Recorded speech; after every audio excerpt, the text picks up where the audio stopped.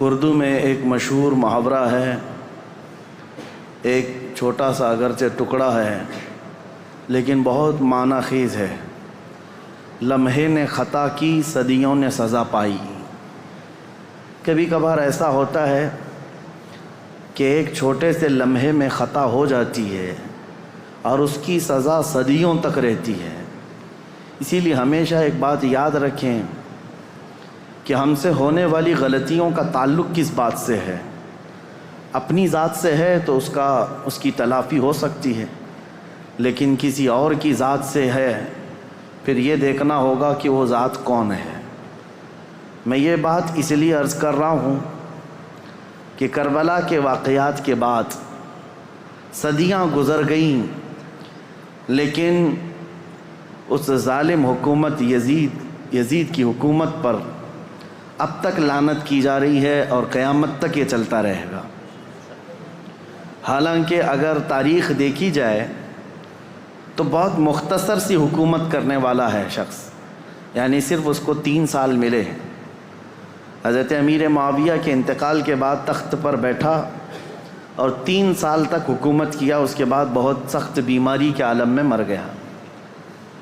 تو یزید کا دور حکومت صرف 3 سال ہے، لیکن ان 3 سالوں کے اندر جو سب سے ہولناک حادثہ پیش آیا ہے وہ کربلا کا ہے۔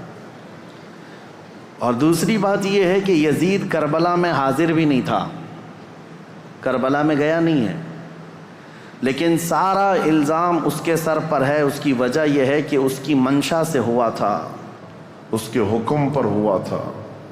اب اس بات کا اندازہ کیجئے کہ ہم سے ہونے والی کوئی بھی غلطی اگر کسی ایسی ذات سے ہے جو اللہ کا محبوب ہے تو پھر یہ غلطی بھلائی نہیں جاتی، قیامت تک یاد رکھی جاتی ہے۔ اللہ والوں کے ساتھ اگر تمہاری کوئی زیادتی ہو گئی تو یہ بھلایا نہیں جائے گا، ہمیشہ تم ملعون کہلائے جاؤ گے۔ اس بات کا ہمیشہ لحاظ رکھا جائے۔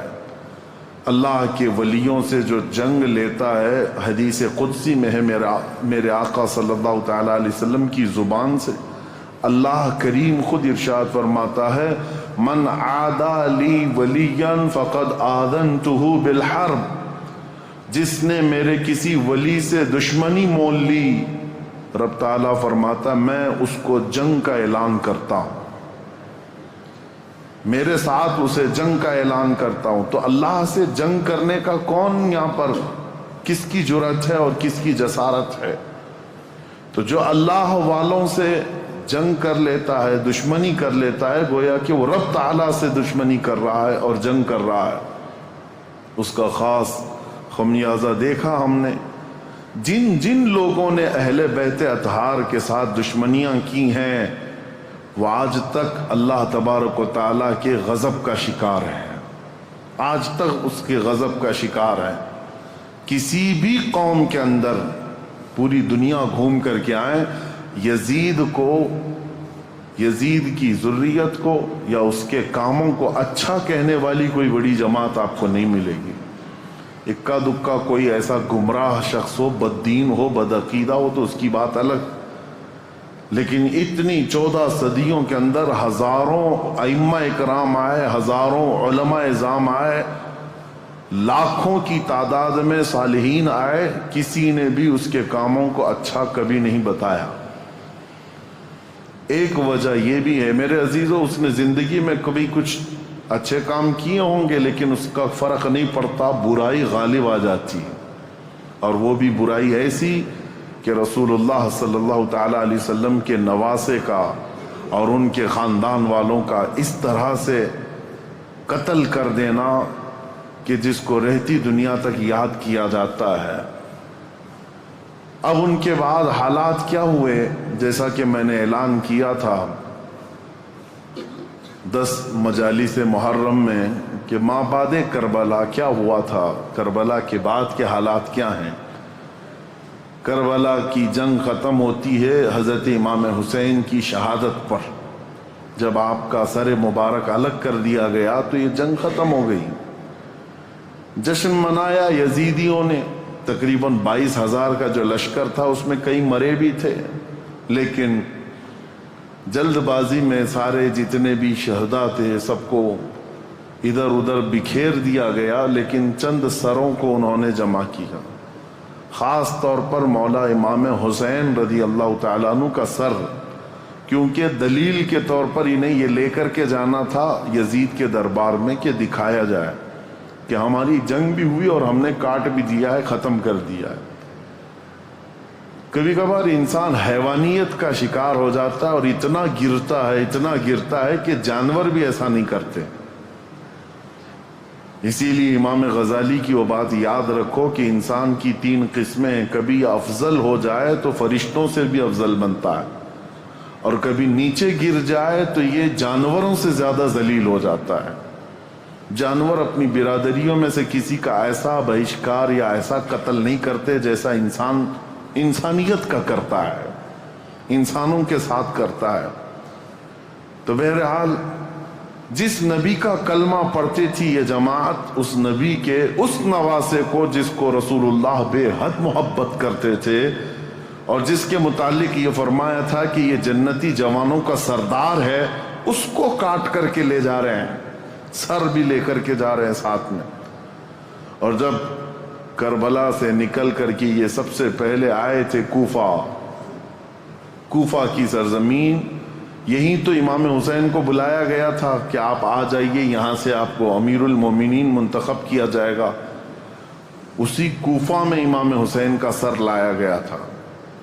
کوفہ والوں پر اہل بیت اطہار کی طرف سے ایک غضب بھی ہے، اور آج دنیا میں دھوکے کے نام سے اگر کوئی چیز جانی جاتی ہے تو کوفہ، کسی کو اگر کہہ دیا جائے کہ کوفی ہے تو ایک محاورہ ہے، مثل بن گئی ہے کہ دھوکہ دینے والے کو کہتے ہیں، کیونکہ وہ دھوکے میں مشہور ہو گئے ہیں،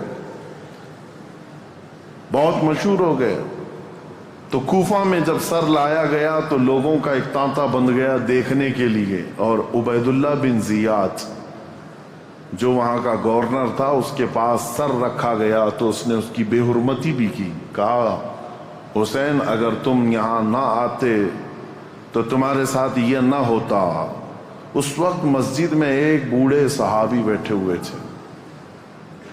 عبید اللہ بن زیاد امام حسین کو کیا کہہ رہا تھا کہ ختم ہو گیا جھوٹا شخص بھی اور جھوٹے کا بیٹا بھی، نعوذ باللہ۔ یہ سیدنا مولا علی کو بھی گالی تھی اور امام حسین کو بھی گالی تھی۔ صحابی رسول کو برداشت نہ ہوا، 80 سال کی عمر کے تھے، مسجد میں کھڑے ہو گئے، کہا وہ ابن مرجانہ، اس کی ماں کا نام مرجانہ تھا، اس کے باپ سے لوگ جب کسی کو عربی میں گالی دی جاتی تھی تو ماں کا نام لے کر کے کہتے کہ باپ کا پتہ ہی نہیں۔ وہ ابن مرجانہ کہ تو جس کے بارے میں کہہ رہا ہے وہ اس روئے زمین میں سب سے اعلیٰ، اس کا باپ سب سے اعلیٰ اور اس کا نانا سب سے اعلیٰ ہے، جس حسین کے بارے میں تو کہہ رہا ہے۔ اور میں گواہی دیتا ہوں اے کوفہ والو، یہ عبید اللہ بن زیاد کذاب ہے، دجال ہے اور دجال کا بیٹا ہے، کذاب ابن کذاب ہے۔ انہوں نے اپنا حق ادا کیا، بھری محفل میں بھی حق بات کھڑے ہو کر کہہ دینا۔ عبید اللہ بن زیاد نے اس بوڑھے صحابی کو اسی مجلس میں قتل کروا دیا، 80 سال کی عمر کے تھے۔ دیکھیں ہر زمانے میں حق بات کو ایکسپٹ کرنے والے اور بڑھ چڑھ کر اعلان کرنے والے موجود رہیں گے، بزدل چاہے جتنے بھی بن جائیں، لیکن کوئی نہ کوئی مجلس میں رہے گا، کیونکہ اللہ کا دین ہے اور صبح قیامت تک اللہ حق بولنے والوں کو زندہ رکھے گا۔ پھر اس کے بعد یہ سر امام حسین کا دمشق لایا گیا جو ملک شام کی راجدھانی ہے۔ دمشق میں یزید کا تخت خلافت تھا، وہاں پہلے ہی سے لوگوں میں اعلان ہو گیا تھا کہ کربلا میں جو جنگ ہوئی اس میں لٹا ہوا قافلہ آ رہا ہے، امام حسین کو، ان کے سر کو اور ان کے خاندان کی بیویوں کو اور ان کے بیٹوں کو قیدی بنا کر لایا جا رہا ہے۔ امام زین العابدین امام حسین کے بیٹے جو بیمار تھے کربلا میں، وہ جنگ میں میدان میں نہیں اترے، بیماری کی عالم میں ویسی رہے، اور وہ بھی چل کر کے دمشق پہنچے۔ وہاں پر بتایا گیا ہے دمشق شہر میں تاشے بج رہے تھے، ڈھول بج رہے تھے، باجے بج رہے تھے، امام حسین کا سر آ رہا ہے تو ایک جلوس کی شکل تھی، لوگ اپنی اپنی برآمدوں میں آ کر چھتوں پر کھڑے ہو کر دیکھ رہے تھے کہ یہ جلوس آ رہا ہے۔ اس عجیب حال ہے کہ شاعر نے بہت اچھے انداز میں کہا ہے کہ یہ عجیب امت ہے، قتل کیا شبیر کا وہ بھی نعرے تکبیر کے ساتھ، یعنی ایک طرف اللہ اکبر کہنے والے ہی ہیں اور اسی رب ذوالجلال کے سب سے پیارے محبوب صلی اللہ علیہ وسلم کے نواسے کا قتل کر رہی ہے امت، اور پھر اس کے بعد اس کو گھما بھی رہی ہے۔ جب لایا گیا دمشق تو یہ حالات تھے کہ باجے بج رہے ہیں، ڈھول بج رہے ہیں، تاشے بج رہے ہیں، اور یزید کے دربار میں یہ لٹا ہوا قافلہ جب پہنچا تو یزید نے مگرمچھ کے آنسو بہائے اور کہا حسین اگر تم بغاوت نہ کرتے تو یہ حالات نہ ہوتے، اور اگر میرے سامنے آ جاتے تو میں قتل کا حکم نہیں دیتا۔ یہ سب حالات لکھے ہوئے ہیں، لیکن میرے عزیزو ایک بات ہے میں یہاں پر کلیئر کر دیتا ہوں، بعض ایسے لوگ ہیں جو تحقیقات کی بنیاد پر یہ کہتے ہیں کہ یزید تو افسوس کر رہا تھا امام حسین کے قتل پر، وہ راضی نہیں تھا۔ ہم کہتے ہیں یہ قتل ہو جانے کے بعد آنسو بہانا اور راضی نہ ہونے کا ڈھونگ کرنا یہ بات الگ ہے۔ اگر یزید حقیقت میں راضی نہیں تھا تو امام حسین کے قتل کے سلسلے میں جتنے کوفہ میں گئے تھے ان کو پکڑ کر سزا بھی تو دے سکتا تھا، لیکن سزا کسی کو نہیں دی گئی۔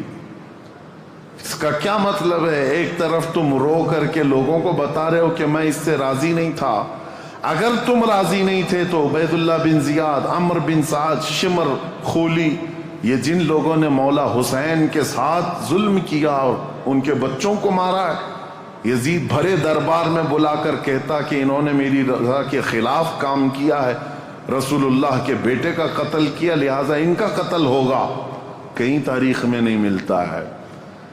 تو لہذا یہ ڈھونگ رچانا یہ ایسا ہی ہے میرے عزیزو کہ صرف اتنا بیان دے دینا کہ ہمیں کھیت ہے، ہمیں افسوس ہے، یہ تو پولیٹیشین جیسے آج بھی کرتے ہیں، سیاسی لوگ، قتل ہو جائے پورا کا پورا گاؤں جل جائے اور اس کے بعد تم ایک سٹیٹمنٹ دے دو کہ ہمیں کھیت ہے، ہمیں افسوس ہے اس بات کا، تو کیا اتنا کہہ دینے سے ساری چیزیں ختم ہو جائیں گی؟ اسی لیے میں نے تقریر کی شروع میں ہی کہا لمحے نے خطا کی صدیوں نے سزا پائی، کبھی ایک لمحہ خطا ہو جاتی ہے اور اس کی سزا قیامت تک قائم رہتی ہے۔ یہی یزید نے کیا، 3 سالہ دور تھا اس کا، صرف تاریخ میں موجود ہے، اس کی حکومت صرف 3 سال چلی، لیکن ان 3 سالوں کے اندر جو اس نے ہولناک یہ حادثہ کیا ہے تو اس کی مذمت اور اس کی وجہ سے اس پر لعنت یہ صدیوں تک جاری رہے گی۔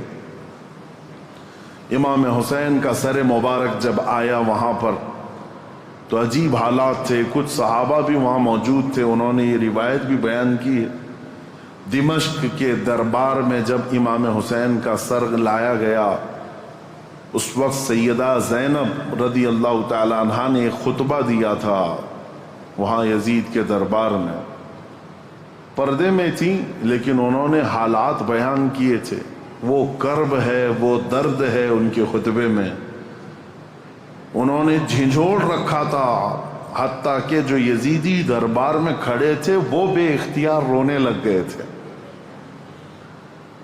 چاہے جیسا بھی پتھر دل ہو لیکن پگھل گیا تھا۔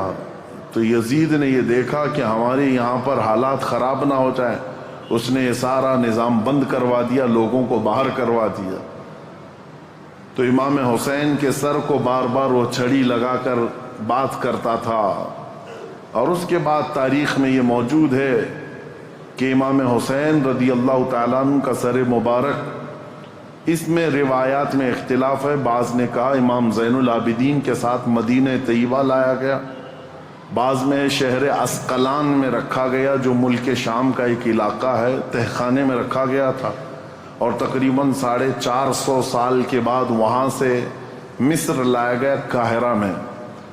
قاہرہ میں آج بھی امام حسین کا سر مبارک دفن ہے. جو وہاں کی تحقیقات ہیں وہ جہاں پر بھی ہے، لیکن ایک بات تو طے ہے، اللہ تبارک و تعالیٰ نے ان کے متعلق فرمایا ہے کہ ان کو مردہ نہ کہو، وہ جہاں ہیں زندہ ہیں، شہید ہیں. اب جب مدینے یہ قافلہ آیا تو بڑا غمگین ماحول تھا پورے مدینے کا. مدینے والوں کو پہلے سے خبر تھی. حضرت ام سلمہ رضی اللہ تعالیٰ عنہ میرے آقا صلی اللہ علیہ وسلم کی ایک زوجہ ہیں، حضور کی بیوی. ایک مرتبہ حضور اکرم صلی اللہ تعالیٰ علیہ وسلم بیٹھے ہوئے تھے، اچانک آپ کی آنکھوں میں آنسو آئے. حضرت ام سلمہ نے پوچھا یا رسول اللہ صلی اللہ علیہ وسلم یہ آنسو کس بات کے؟ کہا کہ مجھے جبرائیل نے آ کر یہ خبر دی ہے کہ میرے اس لخت جگر فاطمہ کے بیٹے کو میری امت شہید کر دے گی، مار ڈالے گی.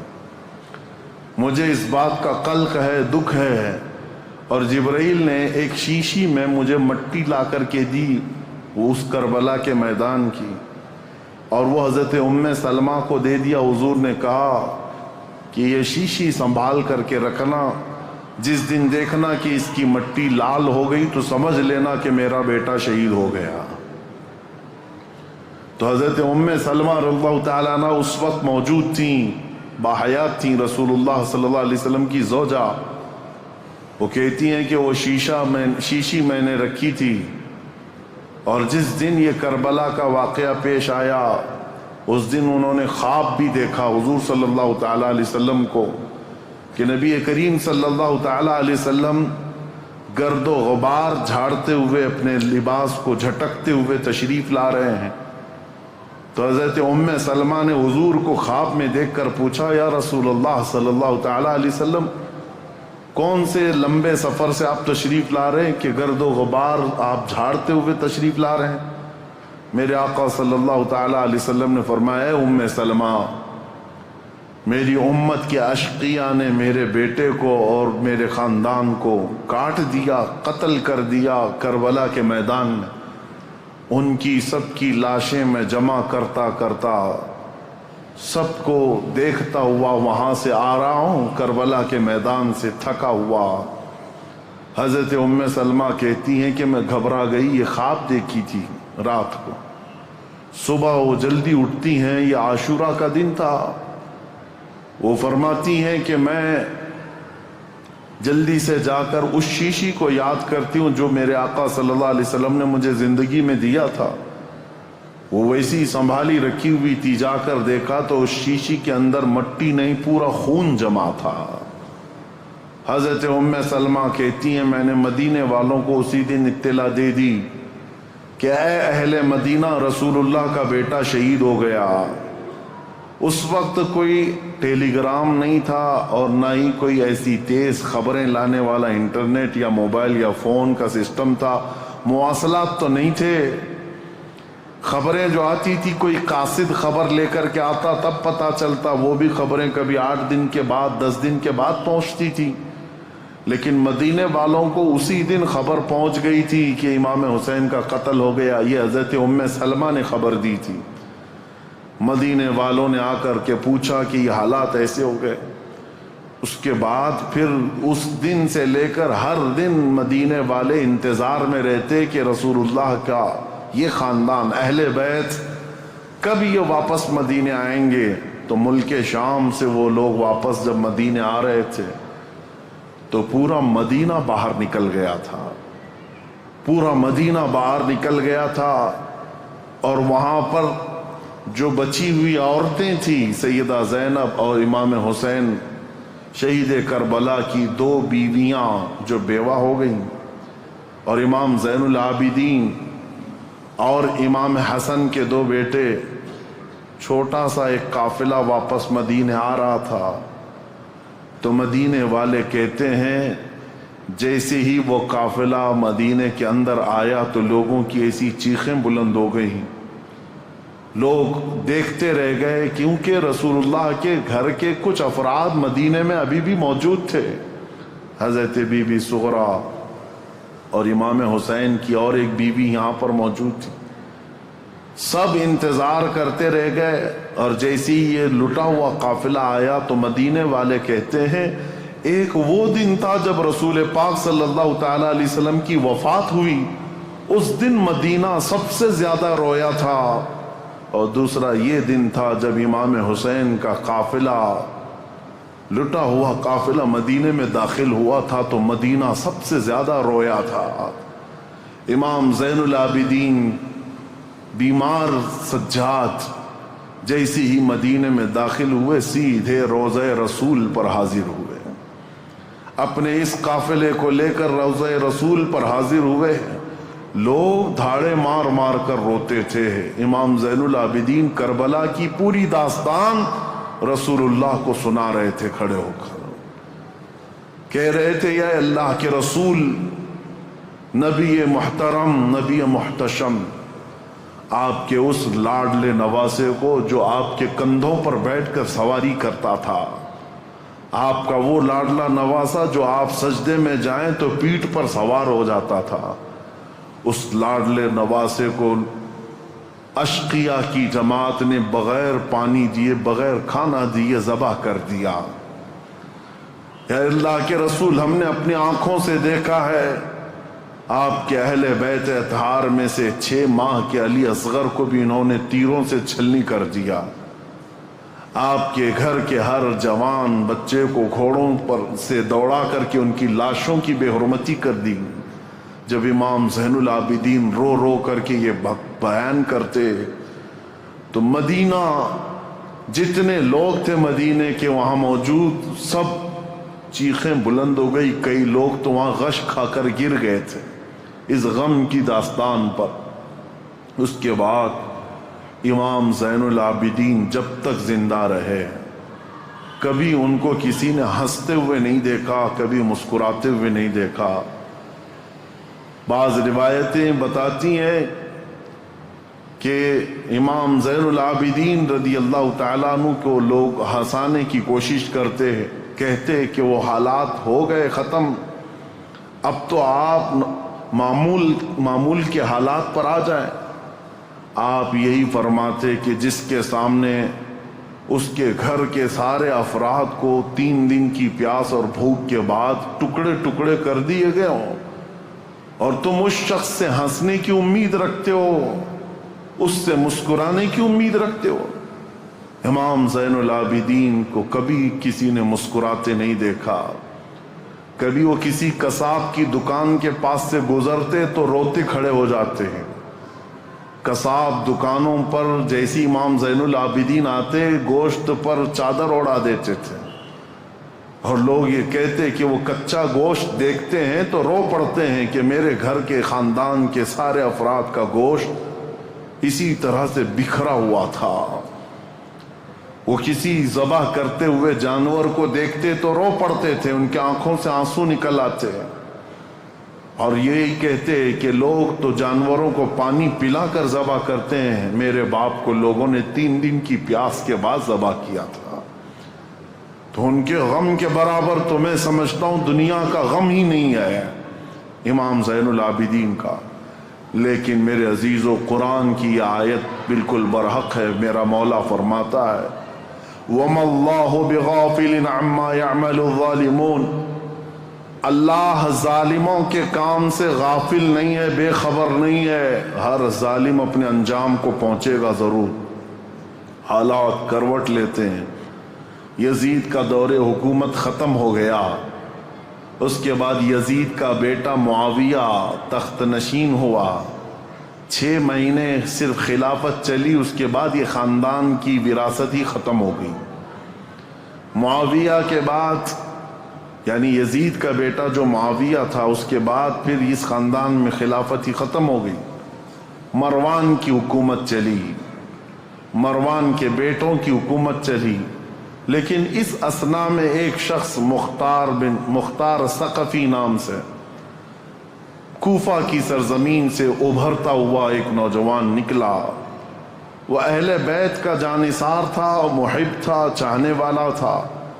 وہ کوفہ کی ساری طاقت و قوت کو اس نے جمع کر لیا اور اسی دن سے اس نے طے کیا کہ رسول اللہ کے خاندان کے ساتھ جو ہوا ہے میں اس کا بدلہ لے کر کے رہوں گا، میں کفارہ ادا کروں گا. تھا تو کوفہ کا رہنے والا، اور اس نے اپنی پوری مجتمع طاقت کو لے کر وہاں کی سارے لوگوں کو جمع کر لیا. اس کے بعد پھر ایک بعد دیگرے لوگوں کو ڈھونڈنا شروع کیا.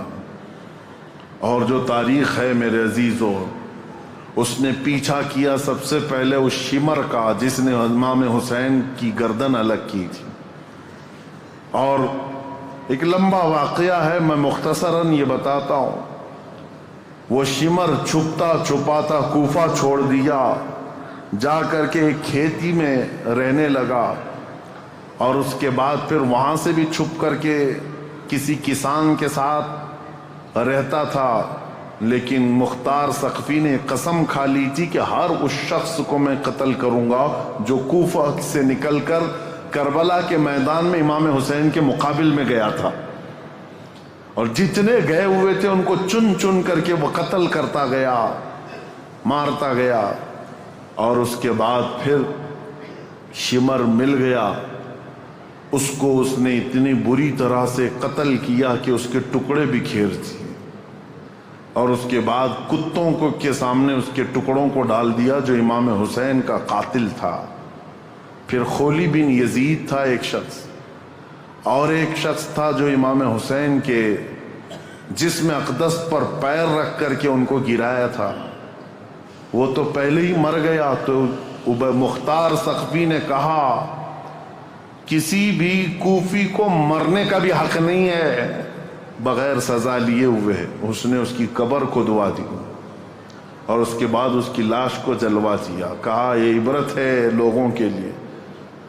اور اس کے بعد عبید اللہ بن زیاد جو گورنر تھا، اس کی جنگ ہو گئی ابراہیم ایک اور گورنر بصرہ کے گورنر کے ساتھ، اور وہ حاوی ہو گیا. عبید اللہ بن زیاد کی فوج ماری گئی. پھر عبید اللہ بن زیاد گرفتار ہو کر کے آیا تو مختار ثقفی گیا اور کہا کہ یہ شخص میرے حوالے کرو. یہی ہے پورے کربلا کی داستان کا اصل مجرم. کوفہ کا گورنر بن کر کے آیا، امام مسلم کو قتل کیا، ہانی بن عروہ کو قتل کیا، اور اسی نے بھیجا تھا کربلا میں. پھر عبید اللہ بن زیاد کو اس نے گرفتار کر کے چوراہے پر کھڑا کیا. اور اس کے بعد اس کے ساتھ بھی وہی حشر ہوا میرے عزیزو، جس کو بیان نہیں کیا جا سکتا. کہ وہ موت مانگتا تھا لیکن کوئی اس کو وہاں پر مکمل قتل کرنا بھی نہیں چاہتا تھا. اور مختار ثقفی اس کی انگلی کاٹتا اور اس کے بعد کہتا کہ درد کیسا لگتا ہے. کبھی اس کا کان کاٹتا اور کہتا درد کیسا لگتا ہے. تو نے رسول اللہ کے چھوٹے چھوٹے بچوں کو قتل کیا. آج تیری انگلی کٹنے پر تو گوارا نہیں کر پاتا، برداشت نہیں کر پاتا. اس حسین ابن علی نے کیسے گوارا کیا ہوگا جب 6 مہینے کے بچے کی گردن میں تم نے تیر ڈال دیا تھا. کئی دنوں کی اس مشقت کے بعد عبید اللہ بن زیاد کو بھی قتل کر دیا گیا، ختم ہو گئے. اور جتنے گئے ہوئے تھے عمرو بن سعد سب مارے گئے، ایک بھی نہیں بچا. یہاں تک کہ یہ سلسلہ تقریباً 3 یا 4 سال تک چلا. مختار ثقفی کو جتنے لوگوں کی لسٹ تھی اس نے ایک بندے کو بھی نہیں چھوڑا. اسی لیے یہ تاریخ میں بات رقم ہے کہ کربلا کے میدان میں جتنے بھی مقابل میں آئے تھے عبید اللہ بن زیاد کی اغوائی میں آنے والی یہ پوری جماعت 22,000 کی، ان میں سے ایک شخص بھی نہیں بچا. اور تاریخ میں ساتھ یہ بھی لکھا گیا ہے ان میں سے کسی ایک کی نسل بھی نہیں چلی، کسی ایک کی نسل بھی نہیں چلی. اب یہاں دیکھیے تاریخ کا کیسا عجیب منظر ہے. 22,000 ختم ہو گئے 4 سال کے اندر اور نسل بھی نہیں چلی. اور امام حسین کے ٹکڑے کر دیے گئے لیکن نسل 14 صدیوں سے اب بھی چل رہی ہے. اب بھی چل رہی ہے. حسینی سادات ہر جگہ موجود ہیں. میرے عزیزو، اسی لیے میرا رب تعالیٰ فرماتا ہے اللہ تعالیٰ ظالموں کے کام سے بے خبر نہیں ہے. اور جب اللہ انتقام لیتا ہے تو پھر تمہاری نسلیں بھی ختم ہو جاتی ہیں. اسی لیے ہمیشہ اس بات کا خیال رکھیں کہ ہم سے ہونے والی خطائیں، غلطیاں، اگر اس کا تعلق اللہ کی کسی محبوب بندے سے ہے تو پھر قیامت تک تم پر لعنت برسائی جائے گی. کبھی ہرگز ایسا کام ہونے نہ پائے کہ تم سے زیادتی ہو گئی ہو اور وہ بھی کسی اللہ والے کے ساتھ، ورنہ اللہ انتقام لے گا. اللہ انتقام لے گا. آپ یہ مت سمجھ کر کے چلے کہ صرف ایک کربلا ہو گیا اور ایک یزید تھا، ایک حسین تھے اور پھر معاملات نہیں. ہر دور میں یہ معاملات ہوتے ہیں. آج بھی آپ کو یہی نصیحت کر رہا ہوں کہ کبھی تمہاری طرف سے کسی ایسی شخصیت کو تکلیف نہ پہنچاؤ جو اللہ والا ہے، اللہ کا محبوب بندہ ہو، ورنہ ہوگا یہ کہ اس کا انتقام اللہ لے گا، اللہ کی طرف سے ہوگا. ایک مشہور بزرگ ہیں، وہ حضرت شیبہ، مجذوب بزرگ تھے، بیٹھے رہتے تھے بازار میں، اور ایک بڑے سیٹھ آدمی نے اپنی بیوی کو شاپنگ کے لیے لایا اور اس کے بعد وہ اس کی عورت کو عمدہ لباس پہنا کر کے بازار میں چل رہا تھا. یہ جو حضرت شیبہ ہیں، بزرگ ہیں، ان کا پیر کیچڑ میں ایسے گر گیا تو کیچڑ اچھل کر کے بیگم کی لباس پر کیچڑ آ گیا. تو سیٹھ کو بڑا غصہ آ گیا کہ میری بیگم کے نئے نئے کپڑے جو ہے نا کیچڑ میں خراب ہو گئے اور یہ بوڑھا شخص اس نے ایسا کیا. تو آیا زوردار 2 تماچے لگا دیا اس بزرگ کو، حضرت شیبہ کو. پاگل دیوانہ کہیں کا، نظر نہیں آتا، کیچڑ میں پیر ڈال دیا، میری بیگم کے مہنگے لباس کو تو نے گندا کر دیا. اس بزرگ نے کچھ نہیں کہا، بابا معاف کر دو، غلطی سے میرا قدم گر گیا. کہا کیسی غلطی؟ دامن پکڑ کر کے کھینچنے لگا. بیگم آئی اور کہا چھوڑ دو، یہ اللہ والے ہیں، ان کے بارے میں لوگ جانتے ہیں. کہا کہاں کا اللہ والا؟ کیسا اللہ والا؟ اس کو دکھاوا تھا، اس سیٹھ کو اپنی بیگم کے سامنے اپنی پہلوانی دکھانی تھی. مارا توڑا سب کیا، گھر گیا. اسی شام کو گھر کے اوپر سیڑھیوں سے اس کا پیر پھسلا، نیچے گرا اور ایسا گرا کہ سر کا کھوپڑی باہر آ گئی، بھیجا باہر آ گیا، جگہ پر انتقال ہو گیا. یہ واقعہ میں اس لیے بتا رہا ہوں مکافات عمل کیا ہے. اس کی بیگم نے ہلہ کرنا شروع کیا کہ یہ معاملہ اسی وجہ سے ہوا، آج اس بزرگ کو اس نے مارا، اسی وجہ سے میرا شوہر آج مر گیا.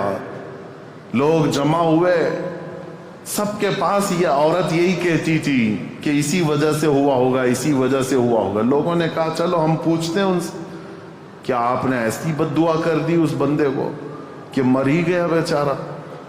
تو ایک حلوائی کی دکان پر یہ بیٹھے ہوئے مل گئے. لوگ آئے جو ذمہ دار تھے گاؤں کے، کہا کہ بابا اس نے 2 تھپڑ کیا لگائے، آپ نے اس کو ایسی بد دعا کر دی کہ اس کی تو جان چلی گئی، وہ تو ختم ہی ہو گیا. کہا کیسے ہوئے؟ لوگوں نے بتایا سیڑھیوں سے گرا اور نیچے گرا تو بھیجا ہی باہر آ گیا، مر گیا. اس بزرگ نے کہا اللہ کی قسم، اللہ گواہ ہے، میں نے کوئی بد دعا نہیں کی. اللہ کی قسم دیتا ہوں، تم مجھ سے جو حلف لینا چاہو لے لو، میں نے کوئی بد دعا نہیں کی ہے. لوگوں نے کہا لیکن اس کی عورت تو یہی کہہ رہی ہے کہ آپ کو آج اس نے مارا تھا 2 تھپڑ اور آپ کی بد دعا سے وہ ہلاک ہو گیا. پھر ایسا کیسے ہو گیا ہے؟ اس بزرگ نے ہنستے ہوئے کہا کہ بیٹا بد دعا تو میں نے نہیں کی، میں تو معاف کر دیا، لیکن دستور ہے دوست کو پہنچی ہوئی تکلیف دوست برداشت نہیں کرتا.